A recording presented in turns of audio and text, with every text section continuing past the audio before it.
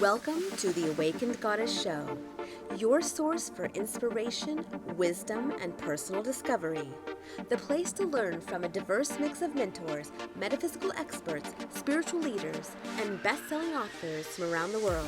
I'm Angela Wilkinson, intuitive coach and founder of the Awakened Goddess Academy. Join me as I explore the minds of my masterful guests while they share powerful insights and easy-to-use tools you can start using right away. Now, let's tap into the energy of the Awakened Goddess and be enlightened by today's guest. Hi, I'm Angela Wilkinson, and welcome to this episode of the Awakened Goddess Show. With me, I have Ruth Miller, and I am so excited to talk with her today to share her wisdom. We met at a psychic fair in a tiny, tiny little town, and oh my gosh, we had some of you have watched Kimi's show, and Kimi introduced us. Mm-hmm. And I wasn't sure what to expect when we talked. And I have to tell you that I was completely blown away by Ruth's wisdom, her knowledge. And I'm talking about you like you're not here, but I just have to like ooh and ah over you for a few minutes because, just sitting down with you for like 30 minutes of the show, I mean, so much. I was so incredulous. Is that? Oh my. My. I know. Not to put you on the spot. So I invited her to the show to really explore the leading edges of consciousness. Because of her wisdom, because of your wisdom, Ruth, I was just like, wow, I can't wait to see where we go. How I approach the show is it's always a co-created conversation. It's an experience, and we're all on this journey together. And so I invite you guys to just kind of listen in on our conversation because with Ruth, I am very much a student. And, usually with my conversations with my guests, I feel more like a peer. And but here I am really much a learner. So that'll be fun. Yes. So that was a long-winded welcome, but welcome. Thank you very much. It's an honor and a treat. And oh my goodness, what you've created here. Yes, yes. This is our vacation home, my parents' vacation home, and so we had the opportunity to take advantage of sitting here at the lake in Florence, Oregon, and it's such a delight and treat to have this conversation and just see what unfolds. All right. The magic. Yay. Because we're going to be talking really about some deep stuff, and I love that. Marvelous. I do too. Yeah, I know. So we're going to just dive in and start with a simple question like, where is consciousness? Oh my goodness. All right. The simple answer, everywhere. I know. Isn't there it is. Yes. When I'm standing in front of a group and I've got a lectern or a pulpit, I'll go, this is conscious. And everyone will go, really? Consciousness is in and through and as everything. All beingness, all that is. Because consciousness is the underlying ground of being, if you will. It could be Brahman if we were in India. It is the essential organizing field if we were talking in more physics terms. It's the the divine pattern, the divine mind, the divine order that the New Thought people talk about. So it is the means by which everything that we see, feel, taste, touch, smell can be, including us. And we are it also, obviously. Yeah. Wow, that just makes us like such powerful creators. Like we have that capacity. And, I think about how much we have as a society and culture and people have chosen a path of struggle Mm-hmm. Yes. And it doesn't have to be that way. That's right. It doesn't have to be that way. And part of why that's happened is we've spent several hundred years now saying science is over here and spirit and consciousness and mind is over here. And they are separated. And you can't talk about those in the same breath. And that's been a huge part of my work over the years is to say, yes, I can.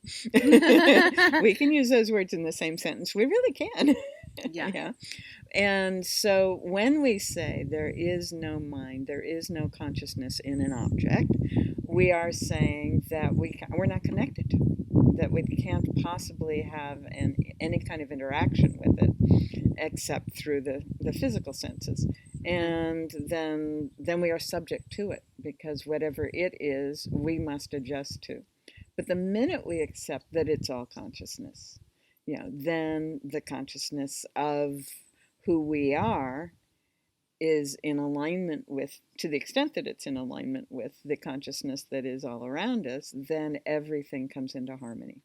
And so we are then constantly creating whatever harmonious patterns we have. Right? The biologists will tell you consciousness only exists in the brain.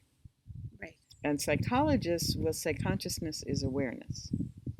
And that's part of that split. We can only talk about the physical. We can't talk about the spiritual, the mental. And so we're going to pretend that it's all a physical thing, which means, again, that I am then subject to what's going on in the brain. Sure. But we have so much evidence to the contrary. Who we are is not subject to that. There is so many stroke victims, for example, who can't even use parts of their brain that the neurologist would say that's where you can whatever. And then the folks develop other ways to do that because the brain is a receiver transmitter. It is not the generator of the consciousness.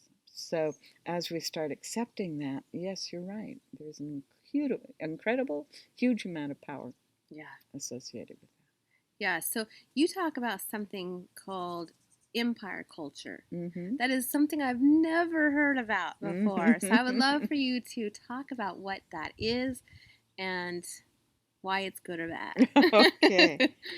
Humanity's been on the planet, depending on whether you go with the alternative histories or the traditional anthropological histories, at least several 100,000 years, right? But about 6,000 years ago, a pattern began to be formalized, and it was officially formalized in the body of a man named Sargon. And Sargon said, I'm in charge, and you all get to do what I tell you to do. And he justified that through a number of pre-existing cultural patterns, including saying that he was born of the Virgin Goddess, that as an infant he was floating in a basket down the river, and one of the priestesses found him and raised him, and we can go on from there. So that was present as early as 6,000 years ago, and as he built on that and started claiming, I am in charge, he organized and took more and more land, more and more people, more and more rights, more and more property, more and more whatever. And that pattern then has become the basis of everything we have called civilization since. And there's a lot of things that contribute to my understanding of it. I'll give you a quick rundown here. I became aware that as far away as Southeast Asia, in Indonesia, for example, in Java, they have those wonderful shadow puppets and the dances. Okay, and I remember being told by a native, well, the good guy's always the white one, the bad guy's always the dark one. And in India, we have multiple castes. The upper castes have lighter skin. The lower caste, the darker.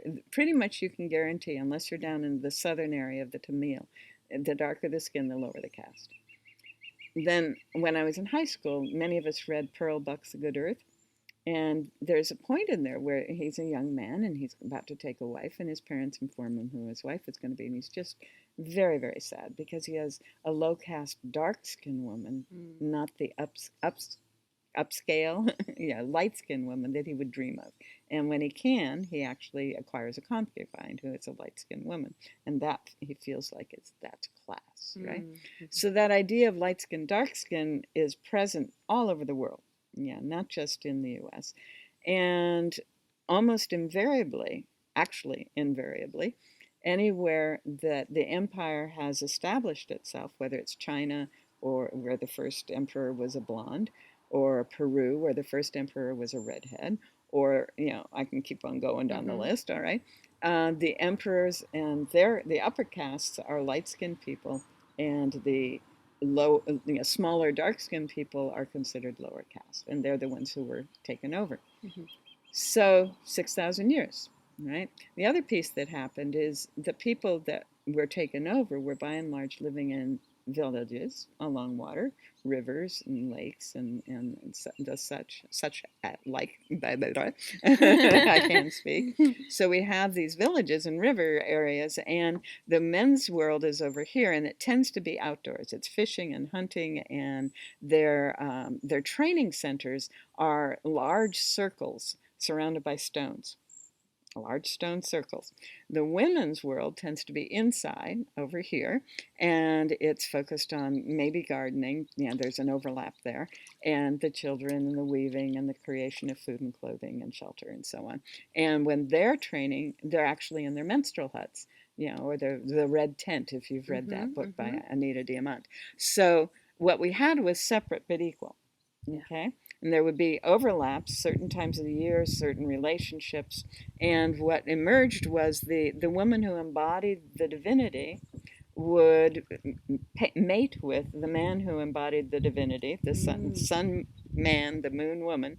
And their pairing was the epitome of balance and harmony and well-being. Okay?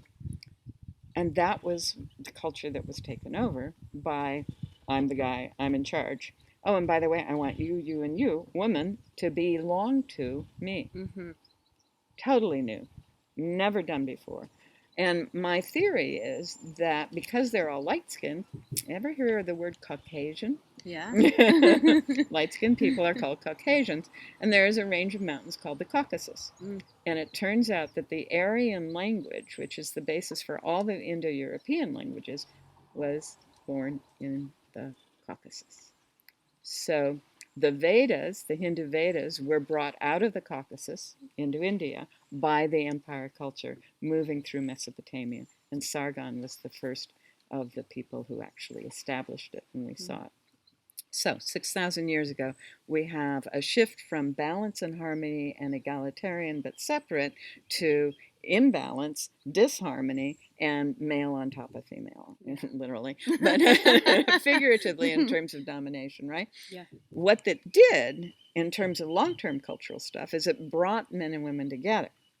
We were separate before. Now we're no longer separate. So then in the last 40, 50 years, we've seen women going, I qualify. I could be doing as much as you are, right? Yeah. So what's happened is the emerging generations of teens and 20s are having a very different experience of the relationship between male and female. And because of the ecological movement and because of the clear costs of the taker modality, which is a term I took from Daniel Quinn's book Ishmael, Takers and Leavers. So that way of being, what we have is a whole new generation of kids are going, we don't really have to have gender differences. We don't really have to have inequality of any kind. We don't have to. And so all those things that defined the empire culture are beginning to be dissolved. So my sense is that this whole thing around the Mayan prophecies and all those good things, we're saying it's over. That 6,000-year aberration is over. Now we're going to move into a different kind of equal, not separate, but joined. So now it's masculine and feminine joined, exploring not only the physical technology, which was associated with the empire culture, I want more stuff, right? And not only the spiritual world of the pre-empire cultures, the indigenous cultures. When I started studying anthropology, there were almost 5,000 cultures on the planet. And 20 years ago, I did another tally. There were only 500. I think we're down to about 150 now. Wow. And the global empire culture has become the culture. It's got many subcultures. We can have the Arabian one, or the Hindu one, or the Indian one, or the European one, or the American one, or the North American one, South American, whatever. Subcultures, lots and lots. But the primary culture is that structured, white guys on top. Well, there is a new culture emerging, and I've kind of given some of the bare outlines there, but that culture is, it's taking its time, and every time there is something new emerging, the old one is going to continue on. The model is, if I had a graph in front of me and there was this S-shaped curve for just about everything that grows, whether it's people or animals or plants or cultures, okay? We got an S-shaped curve. So empire culture, long, slow development, and then along about 1900, it starts taking off. And we've got empire culture taking over the whole world by 2000, and 2000. So at that point, something, it either has to move into a stable pattern, but it can't, or it has to fall. It has to. That's the way these things work. So if it can't go into a stable pattern, that means that anything else that exists has some room to grow. Okay, so what's been happening on this very fast increase is that all kinds of things were being fostered. Some of them around the internet and the technology. We're using it. Okay, some of them around recognizing the value of indigenous cultural ways. Some of them around waking up to what the history has really been, not what we were taught in school, and all of those things. So all these things have been emerging, and we saw in the early 70s kind of a backlash from the 50s. In the 40s, the men were all at war, so the women were invited to come into positions of power and all kinds of things. But men came back. Oh, you got to go back into the house. Yeah. You got to let us be on top. You got to let us run the world. Well, the children of those women didn't buy that. Yeah. So, by the early 70s, we've got, women saying, what? Yeah. Right? No, thank you. Right, exactly. I have as much of a brain as you do, and that's where I was saying that the feminine begins to say, wait a minute, I belong up in here too. Yeah.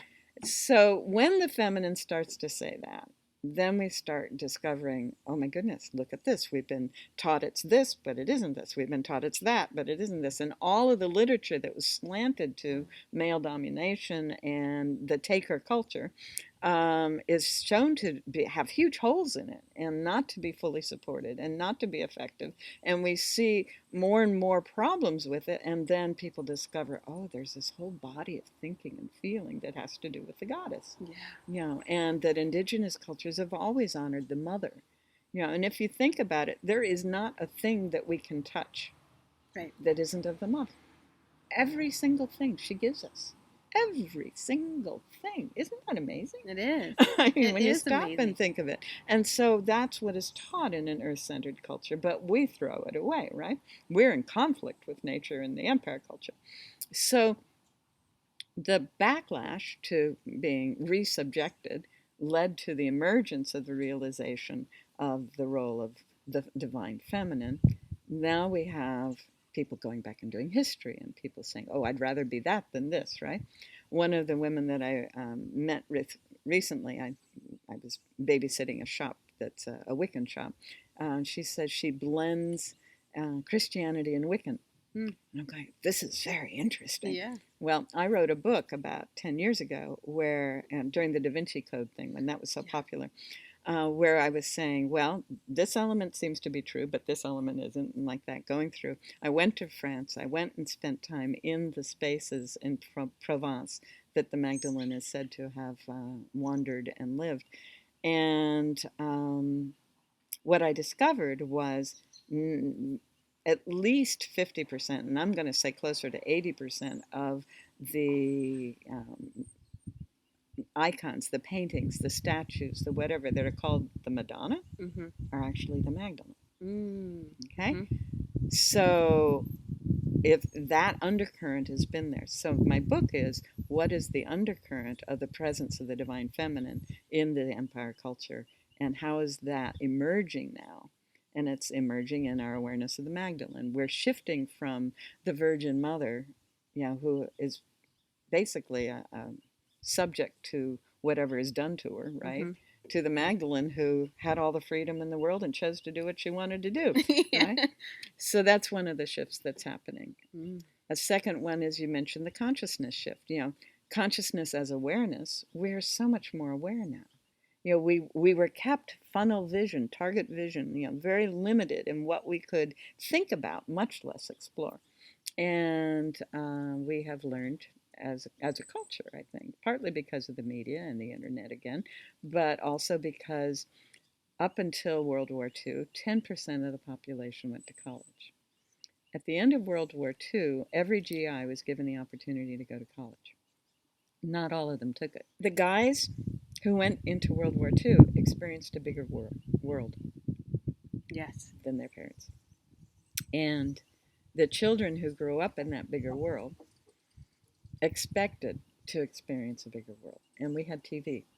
And, I was one of the people who was more or less aware when Telstar came into being, and we had instant satellite coverage of things happening in Europe. Oh my goodness! Yeah, right. Talk about a quantum leap. Exactly, and everyone around me was just so excited about it. For me, it was just another TV show, but I was at least aware enough to realize everyone was so excited. And so as I grew up, our awareness of what's going on in the world grew up, and we've reached the point now where anyone can know anything about anyone anywhere within a few moments, right? And usually before the news media tell us, mm-hmm. right? Mm-hmm. This is a totally different kind of a world to have what had been tunnel limited awareness operating in. And so some people are going into fear. And we have a political candidate who's been riding on that one. And and some of them are going into, they're going through the fear to, wow, what's the possibilities here? You got to get through it. You can't go around it. You can't avoid it. You have to go through the fear. And when you get through the fear, the possibilities become unlimited, really, right? And then you have to learn how to discriminate and how to discern what are really mine. Infinite possibilities, and what are mine in here? So you begin to get in touch with a level of understanding and knowing that is only inner. And Ralph Waldo Emerson talked about that as capital S self-reliance.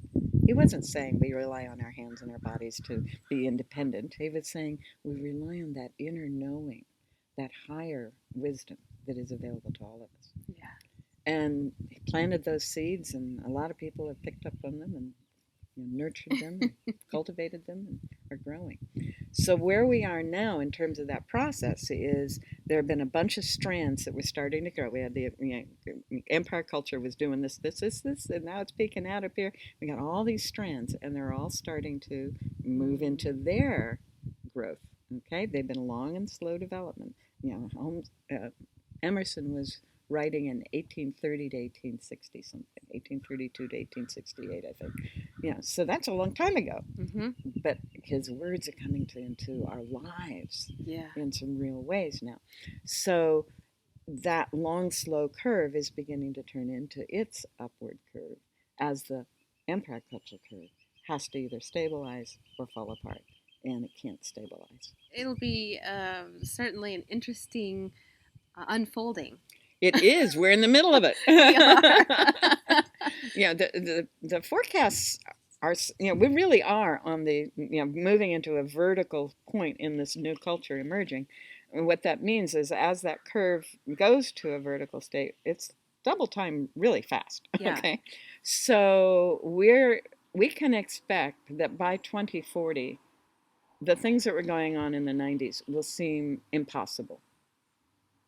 The things that have been going on in the last 5 years will seem very strange, but only because we remember them, sort of, right? Mm-hmm. We have, a cultural shift that as we accept the possibility, is going to, it increases in rapidity. um, and literally, when any children that we have their children grow up, there's not going to be anything like what the life we have known on this planet. Yeah. We may still have this. Yes, nature. I'm hoping we'll still have this. I'm working, so we'll have this. Yeah. But the kinds of things, the kinds of cars, the idea of having cars, craziness, and it will not be. We'll have something better. Right. We'll have something that is more effective and more harmonious for our needs. We won't have to work so hard driving the cars ourselves. Well, that's part of it, right? The idea of a stick-built house without any sun on the south side, any solar access on the south side, will not be happening. It's already rapidly being undermined. The Uniform Building Code is the only reason that it's happening. If you can come in this country and in parts of Europe, if you can come into the planning office with an engineered alternative, you don't have to do a stick-built house. But developers still think you do, and construction people, that's all they know. Well, we get stuck in a pattern, in a groove, and it's like humanity loves grooves. Yeah, it's easier to stay in the rut than. And that's back where I am. Our normal reaction to something new is, don't make me go there. Try easing into it, and you'll find that on the other side, it's much more wonderful. I saw on Facebook, Norway has declared that anything approaching deforestation, including clear cutting, is not allowed in their country anymore. Yes, that's awesome. I was delighted. Wow. Wow. So I think I want to just dive right in and talk about the research around with the quantum. Oh my. I told you I was going to dive in. I love it. This is like, this is where I get like a kid in a candy store. It's so exciting to think about that. I believe that anything is possible. Good. I'm not quite there yet to actually manifest it. Oh, yes, you are. Look what you've created. Yes, I did create. I set the intention that we would have the space, and here we are. Thank you for pointing that out. You are. We all are doing it all the time, but we've been trained to think we aren't, which makes us very dangerous because we don't know what we're doing, and we don't know that we are doing it. There used to be, in science fiction, there was a common theme. The most dangerous thing in the world is an untrained telepath. But I'd say the untrained creator. Yeah, because you're right. We are manifesting at all times. And so that gets us into the quantum. How is that so? So pull up your tea. When we look at the research, okay, when someone is studying quantum mechanics, right? One of the things that the early experiment is called the double slit experiment, and you send electrons through and you get, a line on the, okay, and then you put a little point and you send the same amount of electrons through and you get the spray of points on the film, okay? So double line through the slits and a spray through the hole. Well, the spray is because it's gone through as energy, and it's actually making rings like water. And when you throw a rocket, you end up with rings of energy patterns. When the double slit is because it's like you sent marbles in, but you're sending the same thing. So the same thing, a photon, electron, positron, they're all now called wavicles. Wavicles. Right, because they can show up as waves or show up as particles, depending on the design in the experiment. They found that even if you start the flow and then you insert whatever it is, they will adjust to whatever it is. Okay, isn't that brilliant? Cool? Isn't that marvelous? Yes. So what we're saying is that they're conscious. They're choosing. That's part of why we can say consciousness is everywhere. Yeah. So there's some kind of choice mechanism going on there. Now here's another piece. The particle pattern only shows up when someone is observing. Yeah. They like to be seen. But I think it's more than that. I Yeah. think that if, for example, we use the water as a metaphor, if everything out there was water, okay, if all the universe was the same stuff, okay, and every now and then someone had a thought, I wonder what a rock is like, then the water might show up suddenly as rock or ice, okay? And that's kind of what's happening, is that the presence of an observer is what causes this field of energy stuff. In New Thought, we call that substance, spiritual substance, okay? This field, the quantum field, the pre-wavical stuff, okay, brings that wavical stuff into the form of the observer's intention. Now, we know that mind plays a role because there are certain physicists who are not allowed anywhere near various accelerator and cyclotron experiments because they always get messed up. Yeah. Whenever they're there. Yeah. And why is that? It has to do with the mental activity of those physicists. Is it because they know how to change it, or are they also unconscious? They're unaware. Yeah. Interesting. They are most of them have no idea they're doing this. Wow. I know. And that's crazy because these are like top in the field, and they don't know how their own mental activity is bringing forth stuff. Okay, so there was a wonderful scholar back in the 100 years ago. He wrote 100 years ago, 1906 to 1926, and he had lived in India for 30 years. His name was Thomas Trowell.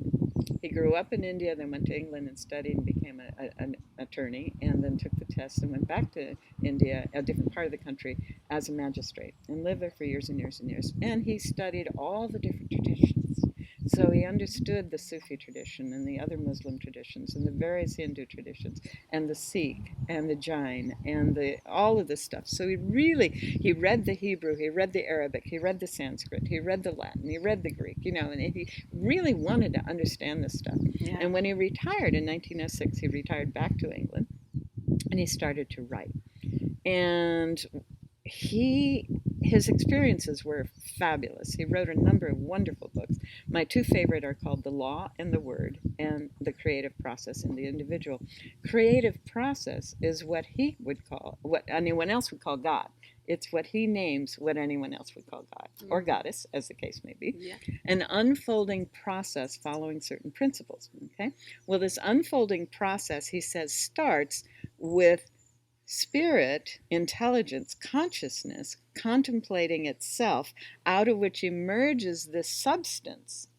Okay? So consciousness is what emerges into and as subatomic, subquantum stuff. And that field then, as it is contemplated, moves to the next level, and the next level is objects, form, various kinds of form. And then the form, as it is contemplated, goes into movement, and so on. So we get this process, and actually I flipped it. The substance goes into movement, goes into form. So the movement is like the energy, right? Yeah. And the energy then, as it's contemplated, comes into form. So everything that we have, chairs, water, deck, all of this stuff, clothing, bodies, is the contemplation of energy bringing it into form. All the time. Consciousness as spirit, if you will, that pure consciousness, pure awareness. In Tibetan Buddhism, it's Rigpa, pure awareness. Plays out as the formation of objects, the emergence of power through the individual, and the unfolding of purpose. And that's what we are doing all the time. Wow. Yeah. So they absolutely go together. Yeah. The science and the spirituality. Like I said, when I started this conversation, this is definitely a leading edge conversation for me. Oh. And, yeah, I mean, of course, I guess I shouldn't feel bad because, like I said, those guys, those top exactly, they got no sense. They don't know what. No idea. It takes someone like me who pops around from anthropology through quantum physics to come in and say, oh, look, that's over there. Oh, look, that's over there. Let's put them together. Mm-hmm, mm-hmm. Yeah, so is that where the futures work comes in, or? I think my fundamental nature is a synthesist, okay? And when I was, after I got out of college, I was a Navy wife, and I had already lived in the inner city and in suburbia and in rural farmlands. So I'd lived in a variety of environments, and the academic environment as well. So then we go into the Navy, and it's even more so. I became interested in the environment and in community development, and had the opportunity to go into a graduate program that would allow me to explore that. And some of the people who were teaching in that program were making their living as futurists. And again, I was synthesizing things. I was asking certain kinds of questions, and they said, "You want to come and work with us?" So I got to work with them. And I spent the next 20 years basically facilitating governments and nonprofits and communities getting clear about what it is they wanted to be creating in the context of what was emerging around them. So then I realized that the people that I was working with weren't able to implement what it was they needed because they didn't have mature enough consciousness. Right. Yeah, it's like to play in the fields, you have to. Mm-hmm. So I started teaching that, and I shifted into what is called New Thought and became a minister because I couldn't, in the organizational setting at that time, 20 years ago, begin to say things like, you have an inner wisdom. Let's see if we can tap into that, right? Well, you can say that now. And Penny Pierce has done a fabulous job. Her books, Intuitive Way and Frequency, fabulous work in the corporate setting. But at that time, you couldn't say those things. So I stepped out of that world and immersed myself in creating opportunities for people to develop their skills, their spiritual power and their spiritual skills. And did that for about 20 years and retired and started saying, okay, let's see, I can do it now. I can take the science and spirituality and I can pull it together. And then this group in Florence said, we really like what you have to say. So I'm here twice a month now doing another form of ministry, but it is integrating the academic, scientific stuff and the ecological stuff and the social justice stuff with the consciousness development. So it feels good. Yeah. Mm-hmm. How amazing. Now you guys see why I wanted to have her on the show. Thank you. So can you speak about, so there's cutting edge research that is blowing people's minds. Mm-hmm. And you know what I'm talking about? I think maybe. Yeah, can we talk about this? Because as if we didn't blow people's minds already. Are we just Well, this is literally having to do with that, isn't it? Yeah. So there's the Institute for Noetic Sciences, or it's actually Institute of Noetic Sciences. It's pronounced IONS. Is located in Northern California. And one of the futurists that I worked with became the first director of that institute years and years ago. So when I came up to the Pacific Northwest, he went on to direct, Willis Harman went on to direct IONS. And we had some conversations in which we acknowledged that what was emerging was a new kind of a science, that we had moved from the hard sciences through the life sciences, through the social sciences, and now we were moving into a science of spirit consciousness, the noetic sciences. Hallelujah. Yes. Woo! Yeah. About time. And those, yeah, really. So people who've seen What the Bleep or The Secret or Further Down the Rabbit Hole, are familiar with some of the things going on at IONS and Dean Radin's work and the Global Consciousness Project, where during the fall of the Two Towers on 9/11, there were these computers and they were just doing this, which is what they were supposed to do, and then suddenly they were doing this and this and this during that period. And so now they have lots more computers and lots more ways to measure what humans are feeling, because the random number generators on those computers go away from randomness as our intensity increases in any direction. So we're innately wisdom. We're innately wise. We are innately wise, but more than that, we are constantly emitting energy that affects the quantum field around us and electrons in electronic devices. If your phone quits because you're done talking about something important, it's because you've been talking about something important. It's not just it happened to die in the most important moment in the conversation. Yeah. My computer dies when I'm done. It turns itself off. Smart computer. Even when I'm not aware of it. And then I go, oh yeah, I'm exhausted. Yeah. Right. So they've done incredible research. The first 10 years, they were saying, people out there are doing rigorous scientific research in the area of consciousness. Let's find it and support it and publicize it. And that was beautiful. But then as they got more and more support, they began to do their own research. So you'll see in those movies some of that research. And one of my favorites is in a movie called Living Matrix. Marilyn Schlitz was at that point the director. And they were able to get a grant to be able to say, let's take a couple that really, a married couple, and let's see what happens if we put them in two separate cages, where they're in cages, rooms that no electromagnetic energy can go in and out of, except for in a wire. And the wire is connecting their computers and another machine. So in one room, I gaze upon a picture of you with positive intention and feelings, right? And in another room, I am seeing just a picture of you. Just a picture of you, right? I'm not seeing you. And what happens is, let's see, you are seeing a picture of me while I'm gazing at, there we go, and sending you the information. What happens is your body changes. Yeah. Your physiology changes. So that's beautiful research, but now that's about 15 years old. Gosh, I can't believe that. I know. Because I know. And why are we all kept in the dark about this? We aren't. We just need to know where to look. Okay. It's not in the regular media, and that's where I was saying there's so much more I'd like to know about than what they're focusing on, right? And well, that's why we have this show, so we can bring this forward. You're one of those strands that's coming in and creating the new emerging culture. Thank you so very much. My pleasure. My pleasure. Well, recently, a woman who actually was a naturopath here in the Portland area, or up there in the Portland area, got a grant and is working with IONS to establish the validity of channeling as a form of information gathering. And her name is Helane Waba.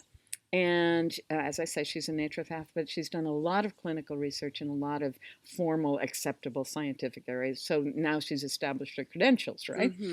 And she's doing this work. It's a wonderful, wonderful project. And a piece of that is to get in touch with how people may have had parents or grandparents or aunts or uncles who also were able to do some of these things. So she's trying to trace that to see if it's genetically connected and perhaps connected with different cultures. People from Eastern Europe may have stronger tendencies than people from England, or whatever. I don't think so, but you never know. Right. Got to test it. Check it out. Exactly. And one of the pieces of not what she got the money for, but one of the pieces that has to be done in order to get more money is we have to go through the literature of all the studies that have been done around this. And I'm going to be meeting with her in 2 days to start organizing that piece of the research. I'm very excited about that. So this is several months in the making, and I'm guessing by next spring we'll have completed the literature review, the systematic review of the literature, which then will allow us to get funding to take it to the next level. So that's very exciting. And then there's another piece of that, and that is that there's a group in Texas, which is actually how I got in touch with this woman, the Association for Consciousness Exploration. They're in Austin. And they've formed a group of people who are intentionally, as a group, seeking information from people on the other side. What happened was one of them had been contacted from people who had passed over, a bunch of white-haired guys, quote unquote, and they were really bugging her, and she had to go talk to so-and-so, and she didn't know how to talk to so-and-so, but through this group, she was able to reach him, and he's a former colleague of Willis Harmon's and mine in the futurist world. And so Oliver Markley is now doing this work with methodology, looking at, is it reasonable or possible to have information be channeled that can guide us in fixing problems on this side. These guys are, some of the minds that really were involved in world-class problems before, and they're offering assistance now. So it'll be very interesting to see how that plays out and to see what my role in that, really is. So, yeah. So we could connect with Einstein. Absolutely, no question. He already he's one of the guys. Yeah, Edison. Not so much Edison. No? Edison, no, he wasn't interested in solving the world's problems. He was interested in making some money. Yeah. But yeah, there are half a dozen guys who are would be 90s or 100 or so if they were on this side now. Ooh, I'm so excited for you. I mean, it is very exciting. Again, I get to pull the two pieces of that puzzle together and see if we can actually have some solutions emerge. Yeah, how cool. Can we talk, or let me know if you have knowledge in the like full disclosure? Oh, that Stephen Greer and his funds. Oh, and Dan Willis down in Southern Oregon, who's married to one of my, okay. My mother was a Navy flight gunnery instructor during World War II. And she continued to do research on air weapon systems through, into my high school years. So yeah, that's a world I'm somewhat familiar with, and I remember hearing about Project Blue Book when I was about 10, so it is familiar stuff. I have a theory that probably some of the full disclosure people wouldn't go along with. Oh, okay. And well, to each his own. When I get them on the show, then we'll talk about that theory. Good. So keep in mind, growing up with that was the world. My mother read 5 issues of Analog, Astounding, If science fiction magazines every night. Okay. Wow. Yeah, she had a collection of science fiction books that would it filled a 20-foot hallway, 6 feet high. So yeah, lots of science fiction, and Analog, Astounding, had articles on fact as well as fiction. So it was a very rich environment. And she also had a degree in art history, and so did her mother, and so did my aunt and uncle. And so there was this other world, this world of ancient myths and imagery and all of that. And the very first adult book I picked up was a book called Art Through the Ages, which the very first illustration is the oldest piece of sculpture, and it's a bone, a piece of bone that's been carved to be a bison looking back. And so I was 5, when I'm picking up this book. So it's a kind of an odd mix that I was putting together. Having said all that, I'm very familiar with the whole phenomenon of brownies and sprites and elves and gnomes and trolls and the descriptions thereof. And there's actually a book out there that's a sort of a dictionary of all of those things. It's about that thick, and I bought that when my kids were little. And if you start paying attention, there is not a whole lot of difference between a little gray and a brownie or a sprite or an elf. Okay? So we're talking pointy ears, we're talking big eyes, we're talking odd arms and leg structures, just a lot in common. So it's my notion that there are many sets of universes side by side, and that's well established in certain worlds of quantum physics, and that some of those are operating at a vibratory level that is sufficiently different from ours that most of the time we're so engrossed in our concrete stuff, we're not even aware of it. Right. But every now and then, our consciousness vibration, if you will, our frequency of functioning rises to a point where we're aware of them. Okay? And that they are aware of us all the time. Okay? Hi. Exactly. And sometimes it's going the other direction. Sometimes our vibratory frequency is down low enough that we're aware of beings that are at a lower frequency. And those are more like nightmare. Okay. Yeah. So the higher frequency, if you will, the higher the level of our consciousness can be focused. Now, how do we know that? Yes. David Hawkins has done some really wonderful work around that, the eye of the eye and the power of power versus force. Yes. And what he's helped us to understand is that we can talk about love as a high frequency level of consciousness that has profound impacts on millions of people when we are totally in it. And Mahatma Gandhi would be an example of that, right? Millions of people, just because he was there being who he was, right? Great saints, the same kind of a thing. Whereas someone who's in anger and grief, anger being above apathy, right, is very likely affecting only one or two people, and affecting them in ways that are actually lowering their frequency, right? Yeah. So he's done this wonderful work about establishing a scale. I don't buy his logarithmic difference, but it doesn't matter. The rest of it is very effective and useful. So if we consider the possibility that our normal consciousness, awareness, beingness is functioning over here this way, and there's someone over here functioning over here like this, and sometimes we either resonate with them where theirs is like 3 times ours and we're going, oh wow, there's something here, I'm feeling something here, or where we have fallen so in love or become so enamored with this incredible world and life that we live that we're functioning at this higher level, and they're going, hi, I'm right here. Right?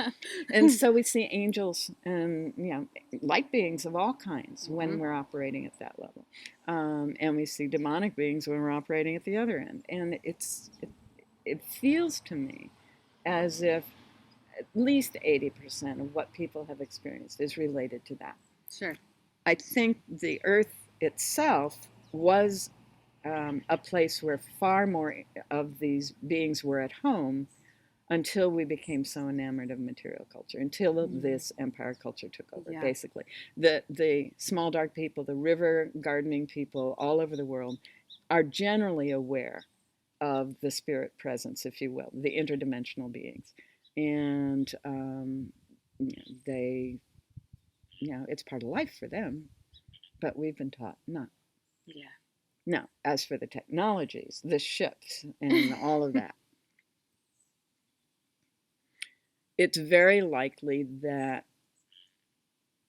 the same thing applies to planets as does to individuals. Okay, so there are times when the planetary culture is resonating is vibrating in a pattern that resonates with other planetary cultures that are occupying the space in different dimensions. And they may be other space times. I'm absolutely sure that some of what we're seeing is human beings coming back and checking on us. Absolutely. There's no question in my mind. Yeah. And some of what we're seeing is, a different evolutionary path, a different cultural path that sometimes we resonate with. And so we see these technologies. So that's my theory. Oh, I love it. Thank you. Yeah. So then we're all, for the most part, here, all of us, and it's a matter of being aware. Being aware. Back to that. Oh, I love full circle conversations. It just wraps it up in a pretty bow. Oh, thank you. Yeah, it's fun when that happens, isn't it? Yeah. So I know that the people in Florence get the privilege of listening to you speak every twice a month, but how do people connect with your work? Well, there is a website, ruthlmillerphd.com, And it ties into a previous website that has several years of articles if people want to go there. And there's some links in there. And I have a few dozen books out. I think it's only 2 dozen, but I do have some books out. And there are a variety of things. One of them is the book Mary's Power, that addresses the emergence of the empire culture and how the divine feminine has been maintained through that. And another one is a history of the New Thought movement. I just issued a new edition of that. And it's called Healing with Spirit. And it's 160 years of these people, healing documented cases, 10,000, 11,000, 12,000 people. We never hear about this stuff. And just as someone who is interested in the sciences, how can I let that information go by without checking it out? Right. So I did an historical review, and I did a lot of testing of some of the methods, and IONS will continue to do more of that. So excellent. I'm very excited about that. And then another one that I wrote during the whole 2012 piece, I called Make the World Go Away. During the year 2011, this song, July of 2011, this song just would not get out of my head. Make the world go away. And all the words, and they each became a chapter heading. Each line in the song became a chapter heading. And it explains my understanding of why we are constantly talking about end times. What it is that we're trying to do to make our experience make sense. And it gives a technique that I use that I call releasing the past, that helps people not be bound by their energy and emotional experiences from the past that may have been limiting them or directing them, driving behaviors they don't want anymore. So that's in there. And then I talk about some of the things we might want to replace it with: visions of a new culture, a reparenting therapy that's out there that's used often to help people undo and replace the distress that they hang on to with something that maybe would serve them better. With the recognition that we live in a universe in which there are infinite pasts as well as infinite futures. Which one do you want to choose? Right. Because we have that. I mean, just in our conversation we're talking about, we have that power. Yes. To choose differently. Yes. And absolutely. It's not just a nice tagline. No, by no means. But if we're bound up by the past, then we need to start with beginning to release it. So that method actually that's in the book, Make the World Go Away, is also on my website, right on the main front page, right down in the bottom of the center, Ruth's method for releasing the past. Nice. And then you have a gift for the Academy members. Oh, yes. Yeah. Thank you for reminding me. So we have a little booklet that's called Heaven on Earth. Yes, we can. Basically, it doesn't say yes, we can. But what it is a way to envision what the world can become, our world, individually and collectively, and how we are creating that world and how we can choose to. So that's available for free for a download. And then I also have just launched on Amazon a book that is the 10 Keys to Unlocking the Secret. Nice. So that'll be very fun that people can get for a discount. So. Nice. Awesome. Well, oh my gosh, this was a brilliant conversation. I'm so glad. And thank you so much for sharing your wisdom and just playing along and helping expand consciousness of all the people that are listening and watching. And my truth, my delight, truthfully, my delight, to be able to just say what is in my awareness and be heard. Thank you so much. Thank you. Thank you for listening to this episode of the Awakened Goddess Show. I hope you enjoyed today's guest and got something you can start using in your life right away. For more spiritual insights and to listen to more episodes, subscribe to The Awakened Goddess Show at theawakenedgoddess.com and discover wisdom that'll change your life.